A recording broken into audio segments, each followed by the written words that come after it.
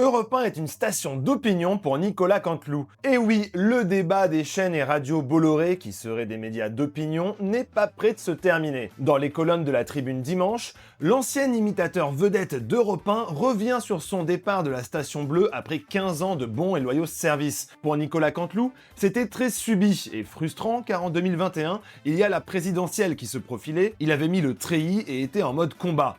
Mais il confie avoir vécu cet arrêt comme des athlètes qui auraient été privés de JO. Toutefois, il ne pense pas que son départ est lié à ses chroniques concernant Vincent Bolloré. Il ajoute « C'est la loi de l'économie. Quand un actionnaire achète un média, il fait ce qu'il veut de son nouveau jouet.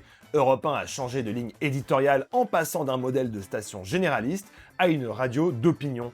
Aujourd'hui, il n'y a plus aucun humoriste là-bas. Mais pour les fans de Nicolas Canteloup, la bonne nouvelle est qu'il est de retour sur les ondes puisqu'il est désormais en quotidienne sur RMC à 8h50 pour le retour d'une longue pastille de 7 minutes. Une déclaration donc faite dans La Tribune dimanche, journal détenu par Rodolphe Saadé qui est aussi à la tête de RMC.